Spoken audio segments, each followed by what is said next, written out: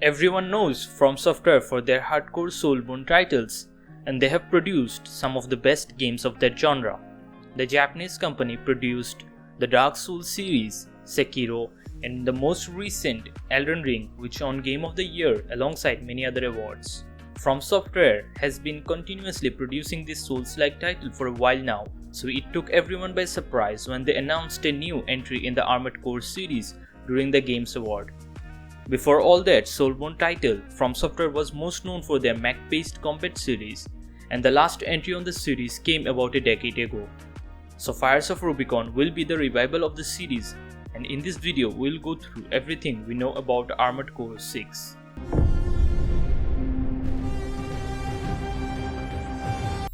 After a few handfuls of development rumors on December 2022, the studio officially revealed Armored Core 6 with a teaser that didn't reveal any release date. We didn't get any official release up until late April, when the studio confirmed the release date of August 25th, 2023 for the game. Despite the ambition and the size of the game, Fires of Rubicon will be a cross-gen release, meaning that it will be available for both old-gen consoles, PS4 and Xbox One, and new-gen consoles, PS5, Xbox Series X, S, and PC. The studio didn't reveal what the differences will be on the both versions, and what visual and gameplay limitations there will be on the old-gen console, if there will be any. Instead of the classic 3, Armored Core 6 has 5 different editions. The standard edition will come with just the base game with no additional content. If you pre-order the standard edition, you will unlock the Mellander C3 G13 as pre-order bonus. If you don't pre-order, you can unlock this customization through progressing in the game anyway. The standard edition also gives you options, as you can either buy the physical copy from Amazon, GameStop, Best Buy and Target, or you can pre-order digital versions from PlayStation and Xbox stores and Steam. The deluxe edition of the game comes with the base game and a few additional.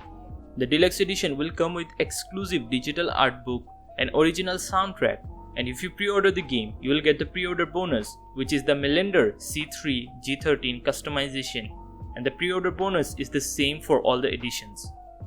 Armored Core 6 also has a launch edition that comes with the physical copy of the base game, except for PC where you will get a digital code.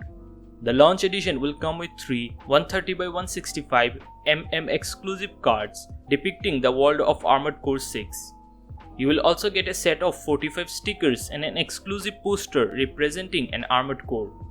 If you're looking for some good physical loot alongside the game, you could go for the collector's edition of the game.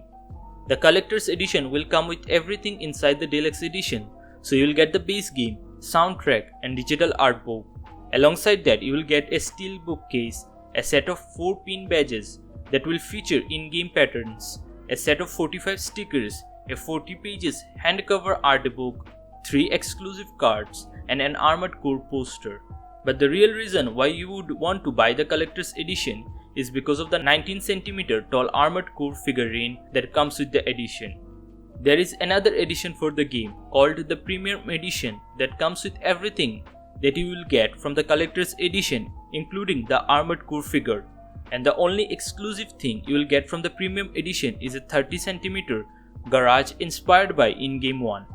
You will be able to park your Armored Core figure in the garage, and apart from that, there is nothing else. If you pre-order it, obviously you will get the pre-order bonus. Now let's move to the prices of all editions. The standard edition of the game will cost you around €60, while the deluxe edition will cost you €70.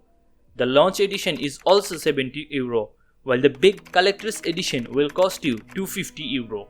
However, the premium edition will cost you €450.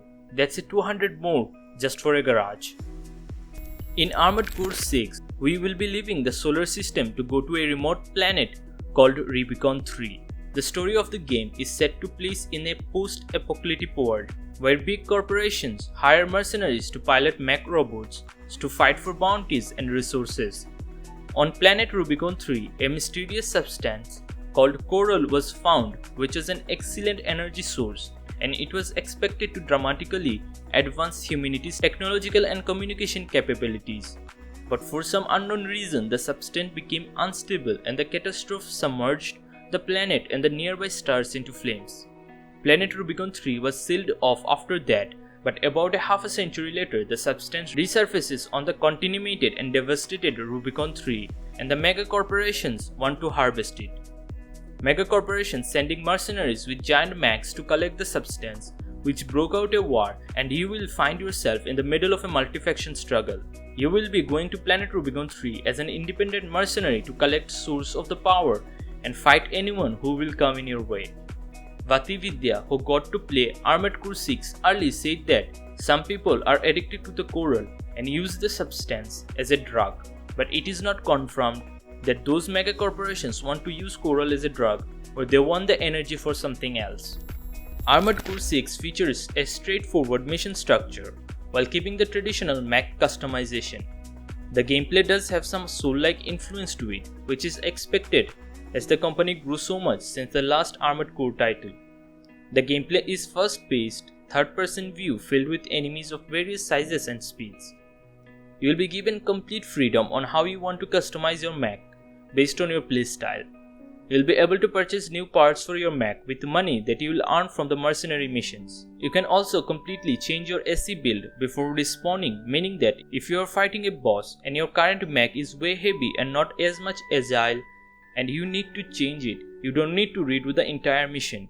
You can die and then go to the garage from the menu, swap out parts from your mech to make it more pacey and agile, and you can also swap out the weapons as you will get 4 weapon slots to play with.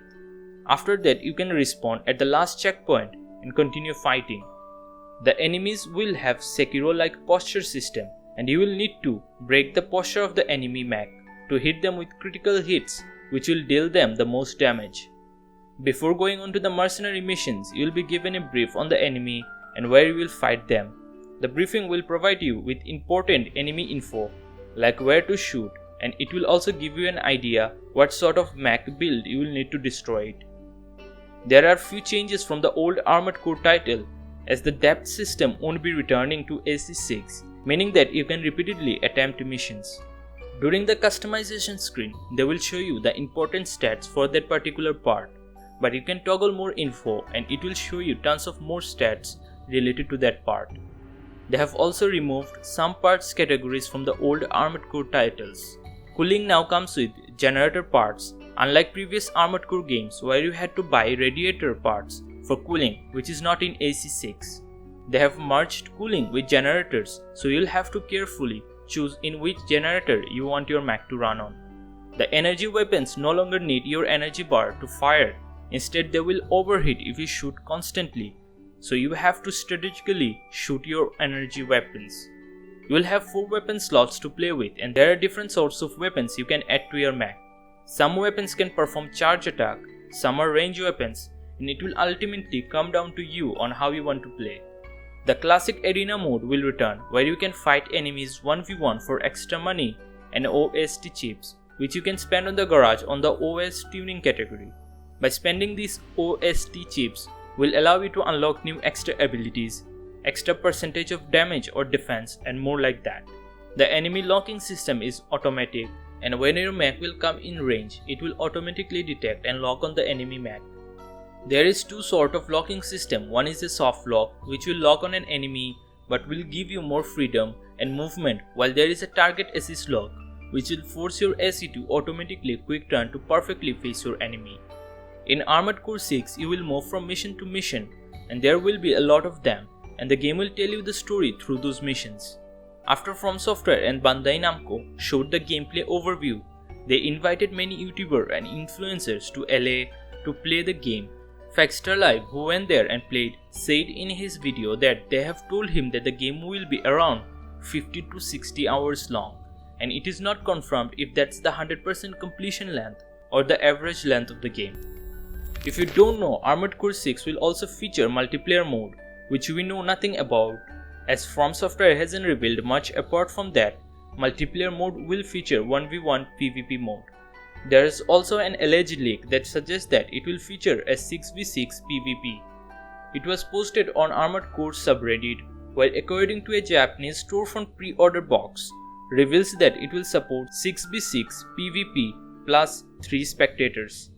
If it's true, it opens up a lot of opportunities in the multiplayer section, as you can host small tournaments with Armored Core 6. And who knows if FromSoftware plans to host big tournaments in the future, as according to people who got to play the game early in LA, skill ceiling for SE6 is higher than the Elden Ring or Sekiro.